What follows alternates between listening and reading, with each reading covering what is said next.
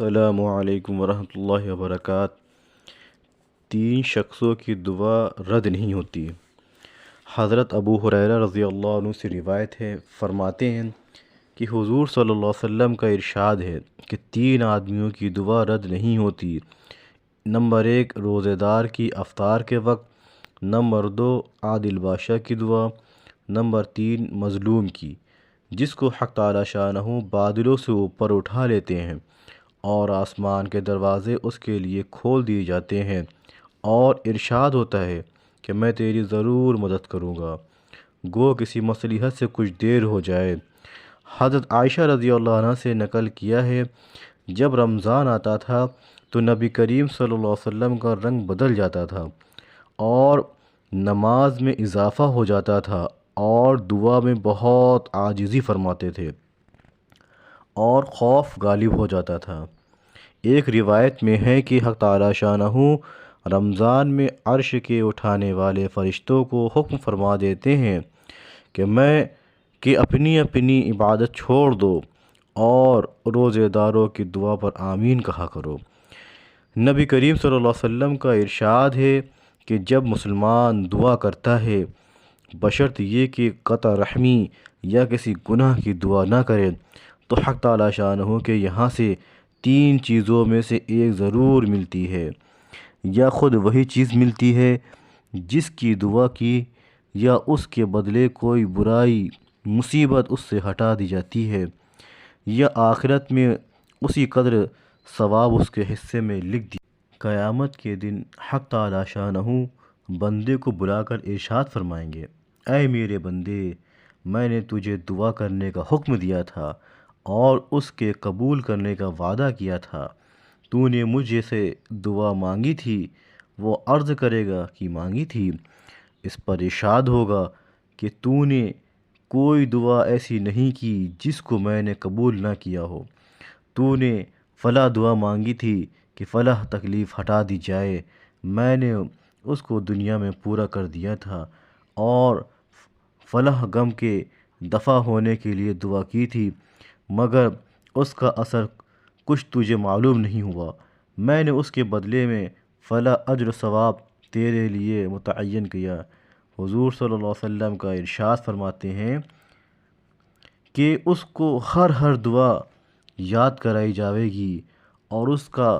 دنیا میں پورا ہونا یہ آخرت میں اس کا عوض بتلایا جاوے گا۔ اس اجر و ثواب کی کثرت کو دیکھ کر بندہ اس کی تمنا کرے گا کہ کاش دنیا میں اس کی کوئی بھی دعا پوری نہ ہوتی، کاش دنیا میں اس کی کوئی بھی دعا پوری نہ ہوئی ہوتی، یہاں کا اس کا اس قدر اجر ملتا ہے۔ نبی کریم صلی اللہ علیہ وسلم کا ارشاد ہے کہ اپنی جانوں اور مالوں کو نیز مال اور خادموں کو بد دعا نہ دیا کرو، مبادا اللہ کے کسی ایسے خاص وقت میں واقع ہو جائے جو قبولیت کا ہے۔ بالخصوص رمضان مبارک کا تمام مہینہ تو بہت ہی خاص وقت ہے، اس میں اہتمام سے بچنے کی کوشش اشد ضروری ہے۔ حضرت عمر رضی اللہ عنہ حضور اکرم صلی اللہ علیہ وسلم سے نقل کرتے ہیں کہ رمضان مبارک میں اللہ کو یاد کرنے والا شخص بخشا بخشایا ہے اور اللہ سے مانگنے والا نامراد نہیں رہتا۔ حضرت ابن مسعود رضی اللہ عنہ کی ایک روایت سے ترغیب میں نقل کیا ہے کہ رمضان کی ہر رات میں ایک منادی پکارتا ہے کہ اے خیر کی تلاش کرنے والے، متوجہ ہو اور آگے بڑھ، اور اے برائی کے طلبگار بس کر، آنکھیں کھول۔ اس کے بعد وہ فرشتہ کہتا ہے، کوئی مغفرت کا چاہنے والا ہے کہ اس کی مغفرت کی جائے،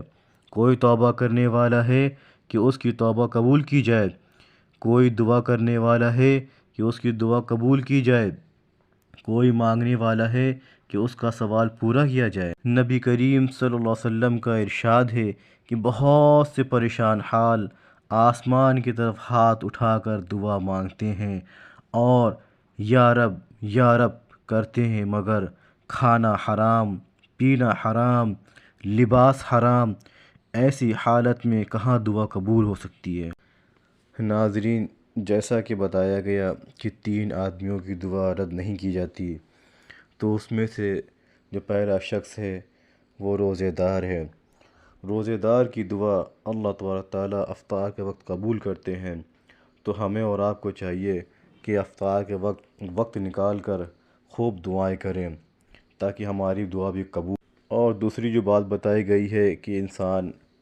اللہ کو یاد کرتا ہے، اس سے دعا کرتا ہے، لیکن اس کا کھانا پینا لباس حرام ہے،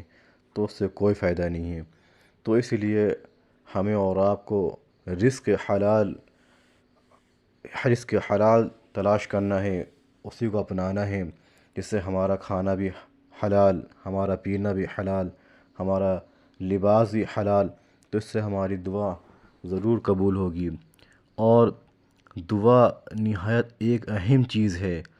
اس کی طرف سے غفلت بڑے سخت نقصان و خسارے کی بات ہے، اور ظاہر میں اگر قبول کے آثار نہ دکھیں تو بد دل نہ ہونا چاہیے۔ اللہ تبارک تعالیٰ ہم سب کو عمل کرنے کی توفیق عطا فرمائے۔ السلام علیکم ورحمۃ اللہ وبرکاتہ۔